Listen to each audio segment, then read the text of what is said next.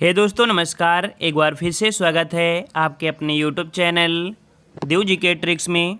तो दोस्तों हम यहाँ पर डेली की तरह हिंदी का फुल टेस्ट लगाएंगे, जहाँ पर आपके प्रश्नों की संख्या 50 होती है और ये डेली क्लास होती है आपकी रात 8:30 बजे। ठीक है, तो रात 8:30 बजे डेली का डेली यहाँ पर टेस्ट लगा सकते हैं। चलिए, जितने लोग जुड़ चुके हैं एक बार लाइक शेयर भी कर दीजिए। गुड इवनिंग, नमस्कार सभी को, जय हिंद, सभी को वंदे मातरम। चलो स्टार्ट किया जाए। जय हिंद, नमस्कार, नमस्ते, जय भीम। चलो स्टार्ट करें। चलिए, तो क्वेश्चन नंबर आपका पहला दिया गया है, ठीकरे की मंगनी उपन्यास किसने लिखा है। चलिए यहाँ पर जवाब दीजिए, ठीकरे की मंगनी उपन्यास किसने लिखा है। पहला ये प्रश्न बहुत ही अच्छा है और उम्मीद है कि सभी का जवाब यहाँ पर सही आना चाहिए। चलिए बहुत अच्छे, वेरी गुड। यहाँ पर देखो जवाब भी काफ़ी लोगों के आ चुके हैं। कह रहे हैं यहाँ पर ठीकरे की मंगनी उपन्यास की लेखक हैं नासिरा शर्मा। चलिए ऑप्शन आ रहा है यहाँ पर डी नंबर। चलिए ऑप्शन डी नंबर यहाँ पर काफ़ी लोगों का आ गया है। डी नंबर आपका हो जाएगा। याद रखिएगा, साहित्य अकादमी पुरस्कार प्राप्त करता है जो कि आपकी नासिरा शर्मा। ठीक है ना। चलिए, इन्होंने पारिजात, कागज की नाव, जीरो रोड, पत्थर गली, है ना, ये इन्होंने महत्वपूर्ण आपकी कह सकती इनकी कृतियाँ हैं। ठीक है। चलिए, तो इस प्रकार से ऑप्शन कौन बनेगा, डी नंबर। नेक्स्ट क्वेश्चन आपसे पूछा गया है, निम्नलिखित वाक्यों में से शुद्ध वाक्य पहचानना है। चलिए यहाँ पर बताना है वाक्यों में से शुद्ध वाक्य इनमें से कौन सा है। चलिए यहाँ पर दिया गया है, आसमान से घने बादल छाए हुए हैं। आसमान में, देखो में शब्द आपका होता है ना, तो आपको बिल्कुल जवाब अलग ही दिख रहा होगा, है ना। सभी ऑप्शन पढ़ने की जरूरत भी नहीं पड़ी है। ऑप्शन डी यहाँ पर आपका जवाब हो जाएगा कि आसमान में घने बादल छाए हुए हैं, क्योंकि लगभग सभी में ये चीज़ तो आपका कॉमन ही है, लेकिन आपका जो दिक्कत थी आपका सिर्फ इसमें दिक्कत ही थी, है ना, कारक वाले में। तो ऑप्शन आपका डी नंबर आपका राइट हो जाएगा। चलिए अगला क्वेश्चन आपसे पूछा गया है, जब किसी वाक्य को अर्थों के आधार पर सजाया जाता है तो उसे क्या कहते हैं। चलिए यहाँ पर जवाब देना है कि जब किसी वाक्य को अर्थों के आधार पर सजाया जाता है तो उसे क्या कहते हैं। अलंकार, अर्थ, अर्थालंकार या शब्दालंकार।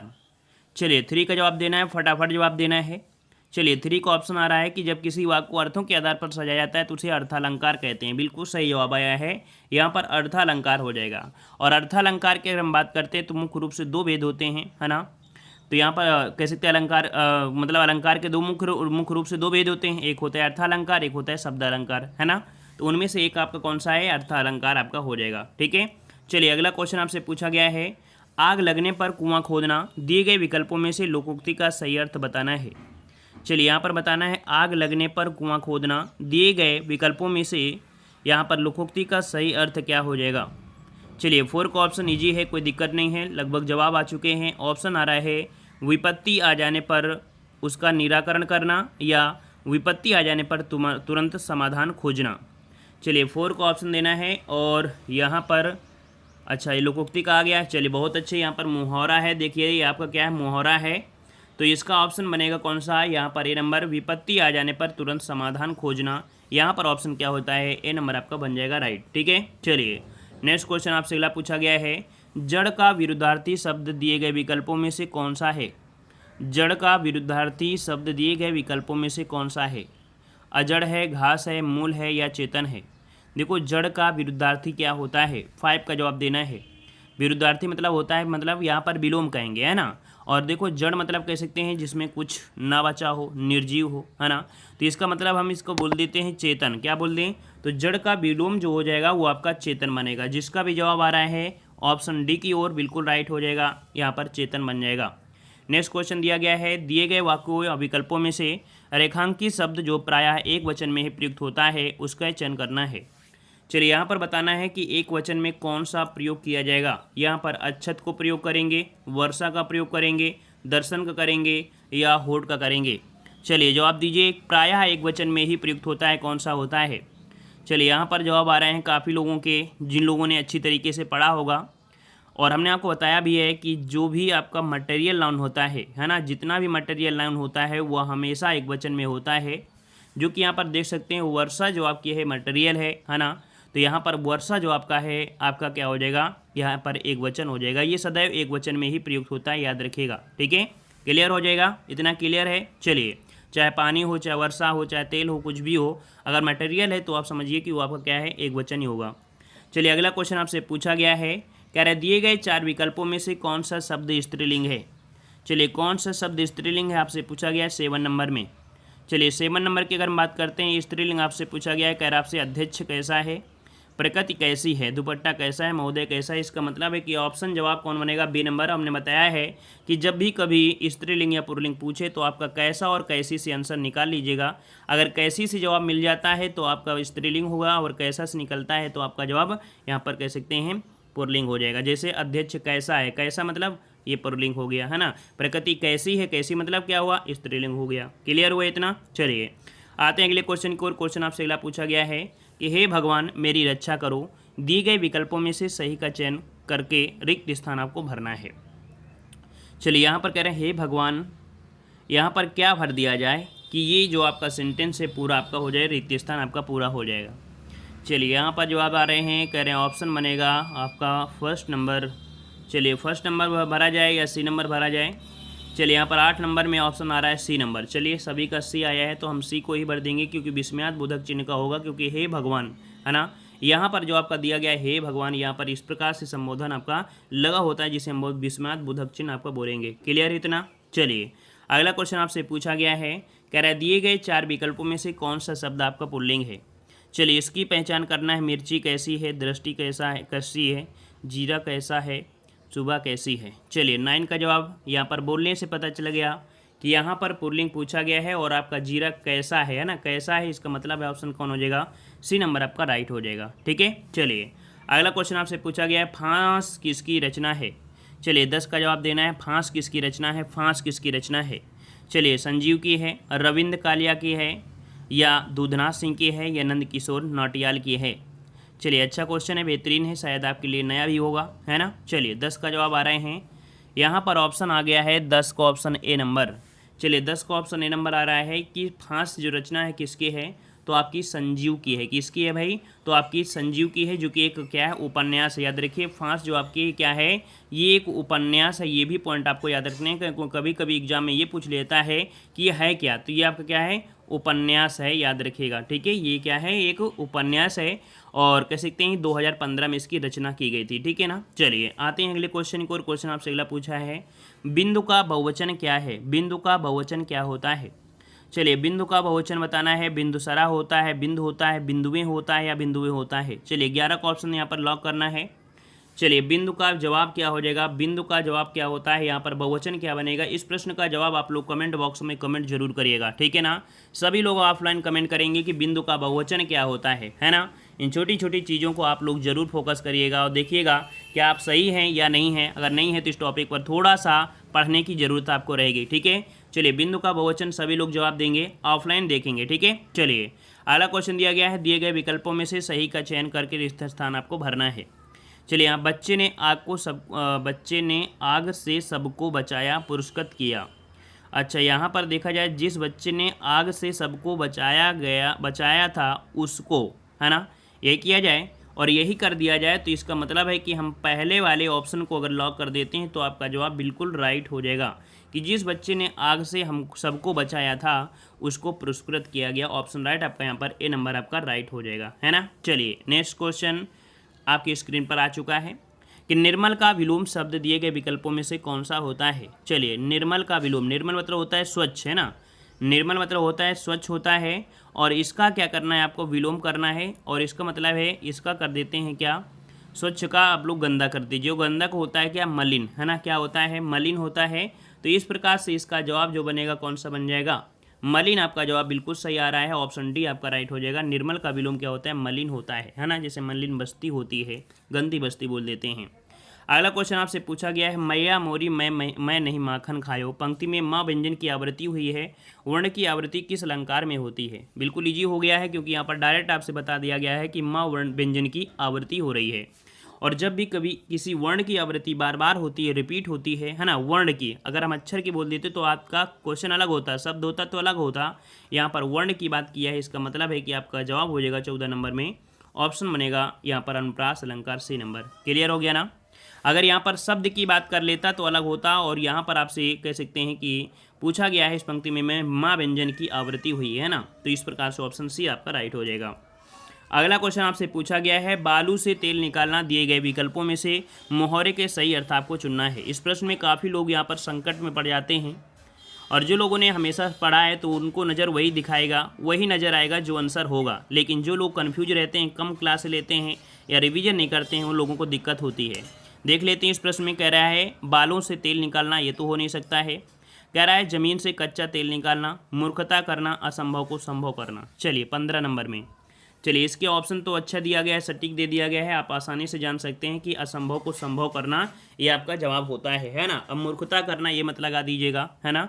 यहाँ पर ऑप्शन आपका यहाँ पर डी हो जाएगा। यहाँ पर बालू से तेल निकालना मतलब ये कार्य संभव हो चुका है, इस कारण से बोला गया है ना।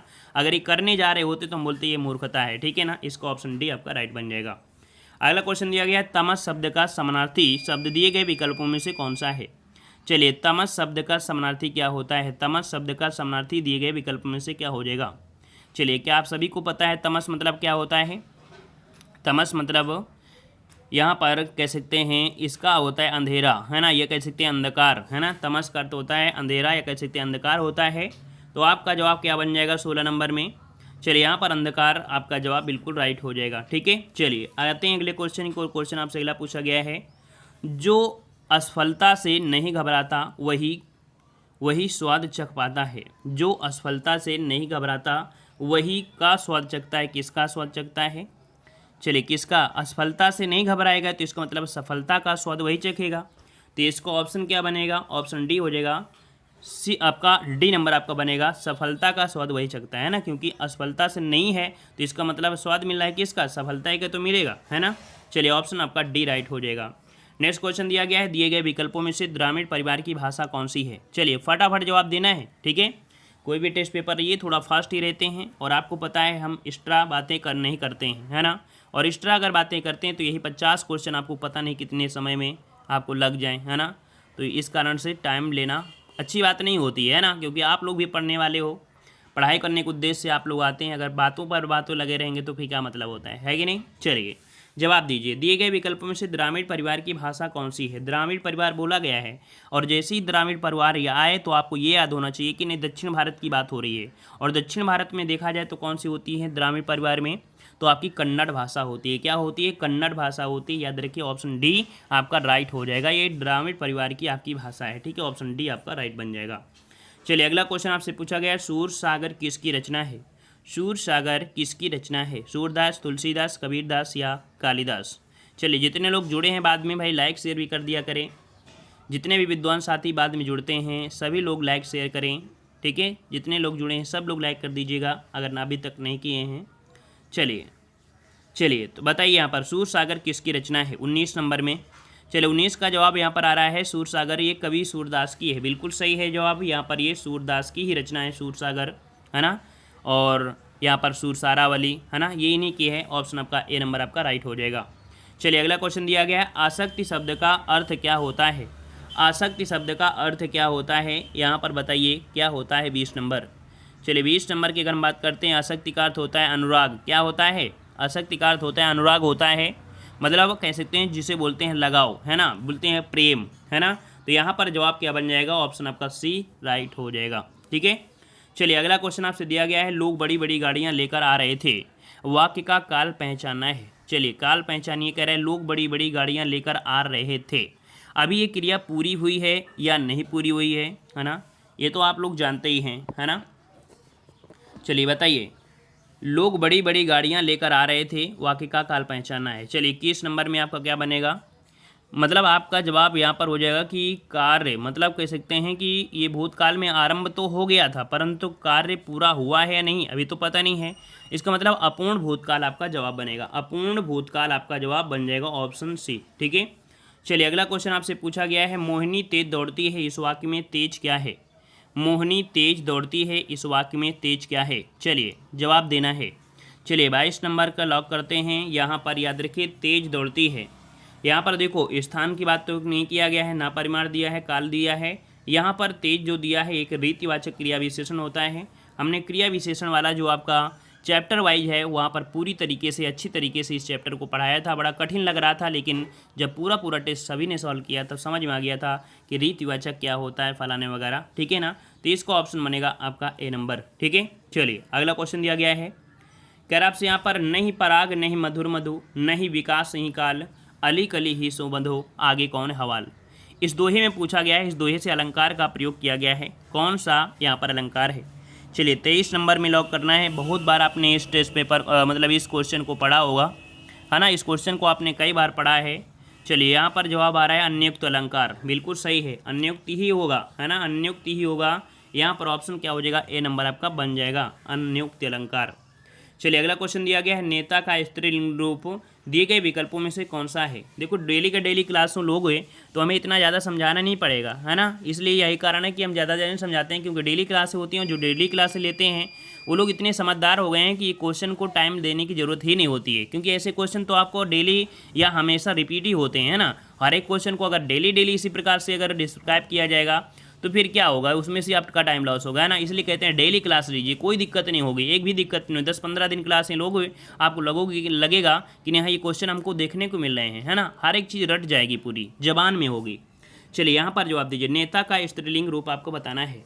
चलिए 24 नंबर में आपका जवाब देना है नेता। देखो हमने बताया था ता का परिवर्तन क्या होता है, त्री हो जाता है ना, ता का परिवर्तन त्री होता है, तो नेता का स्त्रीलिंग होता है नेत्री, जो कि आपका जवाब यहाँ पर ए नंबर आपका राइट बन जाएगा, ठीक है। चलिए अगला क्वेश्चन आपके सामने दिया गया है, पानी गए न उबरे मोती मानुष सुन, उपयुक्त दोहे में कौन सा अलंकार का प्रयोग किया गया है। यहाँ पर अलंकार कौन सा है, चलिए बताइए, कोई भी विद्वान साथी यहाँ पर जवाब दीजिए। यहाँ पर सही जवाब क्या बन जाएगा, चलिए 25 का जवाब देना है। चलिए काफ़ी विद्वान साथी यहाँ पर जवाब दे रहे हैं श्लेष, बिल्कुल सही है, क्योंकि यहाँ पर हमने आपको बताया था पानी के 3 अर्थ आपके दिए गए हैं, एक मोती भी दिया गया है, मानुष दिया गया है और आपका चून दिया गया है ना। मोती मानुष चून, मानुष मतलब प्रतिष्ठा होती है ना। तो इस प्रकार से यहाँ पर इसके 3 अर्थ भी आपके निकल रहे हैं, अर्थात शब्द एक अर्थ ने उसे कहते हैं श्लेष अलंकार। ऑप्शन आपका राइट सी आपका हो जाएगा, ठीक है। चलिए जितनी स्पीड में हम पढ़ा रहे हैं उतनी स्पीड में आप लोग लाइक शेयर की बटन भी दबाते रहिए, ठीक है। चलिए समझ आ रहा है तो थम्स अप भी करते रहिए। चलिए आते हैं अगले क्वेश्चन की ओर। यहाँ पर देखो दिया गया है, निम्न वाक्य में से किस भाग में त्रुटि है। कह देश प्रेम के कारण ही किसी देश के निवासियों में उसके देश के प्रति श्रद्धा की भावना जागृत होती है। यहाँ पर आपसे पूछा है कोई दिक्कत है या नहीं, इनमें से देखते हैं क्या दिक्कत आप लोग पहचान कर पाते हैं या नहीं कर पाते हैं। चलिए प्रयास करिए। कह रहा आपसे कि देश प्रेम के कारण ही किसी देश के निवासियों में उसके देश, अच्छा देश, देखो यहाँ पर देश के प्रति, है ना, मिल गया ना, देश के प्रति। तो भाई देश तो इस प्रकार से लिखते हैं ना, इस प्रकार से लिखते हैं, तो इसका ऑप्शन आपका कौन सी नंबर आपका त्रुटि हो गया, ठीक है। चलिए अगला क्वेश्चन आपसे दिया गया है, मंदिर में जाने के बाद मन को शांति मिली, दिए गए वाक्य का काल पहचाना है। यहाँ पर बताइए किस प्रकार का ये काल है। चलिए काल से रिलेटेड क्वेश्चन आपके काफ़ी अच्छे हैं। चलिए 27 का जवाब देना है। अगर एक टेस्ट पेपर में 5 भी क्वेश्चन आपको अच्छे मिल जाते हैं तो समझिए टेस्ट पेपर आपका बेहतरीन है ना, क्योंकि हिंदी लगभग सभी को आती है। 40 नंबर लगभग सभी कर सकते हैं, लेकिन 40 प्लस जो कर गया वही यहाँ पर कह सकते हैं बेहतरीन प्रदर्शन करता है, ठीक है। चलिए यहाँ पर देखो 27 नंबर आपसे पूछा गया है और आपका जवाब आ रहा है, मंदिर में जाने के बाद मन को शांति मिली। बाद है ना, इसका मतलब है क्या हो गया, पूर्ण हो गया है। तो इसका मतलब है यहाँ पर 27 का ऑप्शन क्या बन जाएगा, पूर्ण वर्तमान काल आपको हो जाएगा, क्योंकि मन को शांति मिली है ना, ठीक है। चलिए अगला क्वेश्चन आपसे दिया गया है, निम्नलिखित वाक्यों में से शुद्ध वाक्य पहचानना है।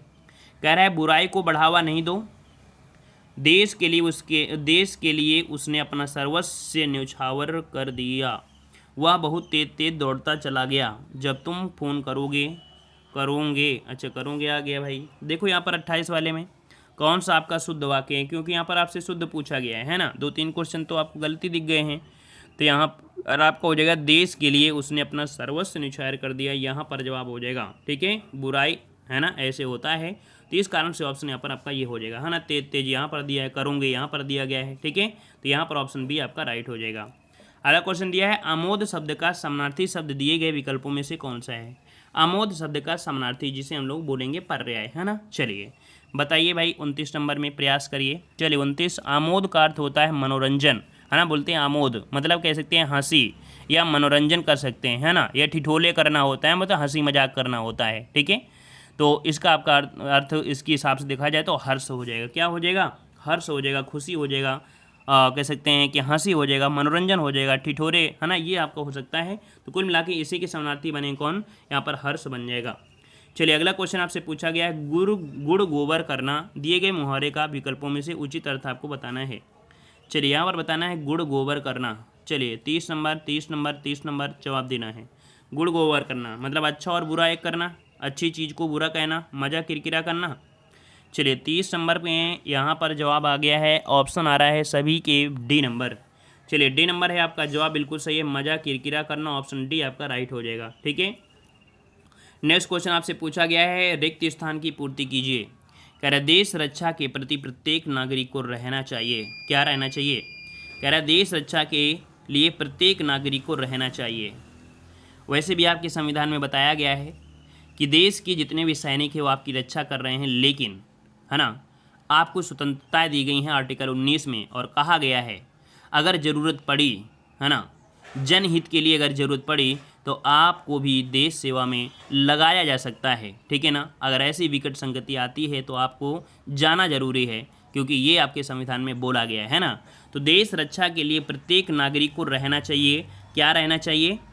चलिए क्या रहना चाहिए? यहाँ पर उद्धत रहना चाहिए। यहाँ पर क्या हो जाएगा? 31 का ऑप्शन बनेगा कौन सा? यहाँ पर आपका बी आपका राइट हो जाएगा। उद्धत होना मतलब, उद्धत मतलब होता क्या है? उद्धत मतलब होता है तैयार होना। क्या होता है? तैयार रहना होता है। ठीक है, तो ऑप्शन बनेगा बी नंबर। इन छोटी छोटी चीज़ों को ही तो सीखना है। चलिए बताइए परिक्रमा में उपसर्ग बताइए। परिक्रमा में उपसर्ग क्या हो जाएगा? चलिए 32 नंबर आपको बताना है परिक्रमा, है ना। तो इसे आप तोड़ेंगे तो क्या बनेगा?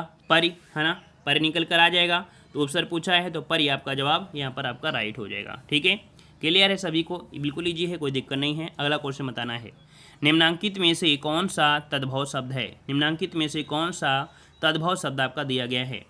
चलिए तद्भव शब्द की पहचान करना है। तद्भव शब्द की पहचान करना है, जवाब देना है फटाफट। चलिए यहाँ पर 33 की अगर हम बात करते हैं तो आपका जवाब आ रहा है यहाँ पर तद्भव शब्द है आपका कौन? यहाँ पर हो जाएगा आदि दिया है, घोड़ा दिया है, कुसुम दिया है, दंड। क्या दिया है? 33 का ऑप्शन जो बनेगा वो आपका हो जाएगा कौन सा? अच्छा भाई घोड़ा हो जाएगा। हाँ बिल्कुल सही है, यहाँ पर घोड़ा बी वाला, है ना, बी नंबर होगा। घोड़ा जो आपका है ये तद्भव है, क्योंकि इसका होता है घोटक। क्या होता है? घोटक होता है। तो इस कारण से ऑप्शन क्या बनेगा? बी नंबर आपका राइट हो जाएगा। क्लियर है? इतना पॉइंट सभी को क्लियर है? चलिए अगला क्वेश्चन आपसे पूछा गया है, कह रहा आपसे कठपुतली बनना मुहावरे का अर्थ लिखिए। चलिए बताइए कठपुतली बनना मुहावरे का अर्थ यहाँ पर लिखना है। चलिए कठपुतली बनना मुहावरे का अर्थ क्या होता है? चलिए 34 नंबर बताइए कठपुतली बनना मतलब क्या होता है? चलिए नाचना होता है, किसी को बांधना होता है, दूसरों के संकेत पर चलना। बिल्कुल सही है, आंसर मिल गया है, दूसरों के संकेत पर चलना। कभी कभी आप देते हैं ना कि यार ये उसका तो कठपुतली है ना, चमचा बोल देते हैं, उसे बोलते हैं चमचा, है ना। तो इसका ऑप्शन बन जाएगा सी नंबर, दूसरों के संकेत पर चलना। अगला क्वेश्चन आपसे दिया गया है कि भयानक रस की उत्पत्ति कब होती है ना। बच्चा यहाँ पर बता सकता है भयानक रस की उत्पत्ति कब होता है? संसार से वैराग्य होने पर, क्रोध भाव दर्शाने के बाद, घोर विनाश के पश्चात, भय की स्थिति उत्पन्न होने पर।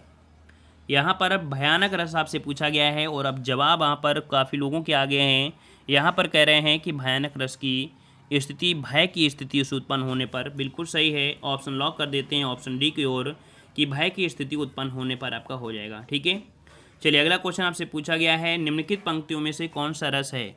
निम्नलिखित पंक्तियों में से कौन सा रस है? बतरस लालच लाल की मुरली धरी लुकाए, सौ करे भवन हंसे, दैन कहे नट जाए। चलिए यहाँ पर देख सकते हैं बतरस लालच लाल की मुरली धरी लुकाए, सौ करे भवें हंसे, दैन कहे नट जाए। यहाँ पर जो आपका रस है आपका कौन सा रस हो जाएगा? चलिए यहाँ पर देखो, यहाँ पर कह सकते हैं बात तो तब की है, सभी लोग जानते होंगे कि जब कृष्ण भगवान की मुरली राधा चुरा लेती हैं और वो मांगते हैं तो कहते हैं हमारे पास नहीं है, लेकिन भावों के इशारों से वो समझ जाते हैं। और ऐसी स्थिति जब उत्पन्न होती है तो एक प्यार की स्थिति उत्पन्न होती है, श्रृंगार रस की उत्पत्ति होती है। तो यहाँ पर आपका जवाब क्या हो जाएगा? ऑप्शन सी आपका हो जाएगा, श्रृंगार रस आपका हो जाएगा। ठीक है, क्वेश्चन आपसे दिया गया है, निम्न में से निषेधवाचक वाक्य चयन करना है। चलिए ऐसे क्वेश्चनों को तो आप तुरंत लगा सकते हैं, है ना, लेकिन हल्के मत लीजिएगा। इस प्रश्न को आप लोग कमेंट बॉक्स में कमेंट करिएगा, ठीक है, और थोड़ा सा गौर करके इसका जवाब दीजिएगा क्योंकि आंसर इन्हीं में आपको मिल जाएगा। ठीक है, चलिए आते हैं अगले क्वेश्चन को। और क्वेश्चन आपसे दिया है, सूर्यकांत त्रिपाठी निराला की काव्य रचना निम्न में से है। सूर्यकांत त्रिपाठी निराला की काव्य रचना यहाँ पर बताना है कौन सी है। चलिए यहाँ पर है झरना, जूही की कली, निहार या गुंजन। चलिए 38 नंबर में ऑप्शन आ रहा है, यहाँ पर आपका ऑप्शन आ रहा है बी नंबर।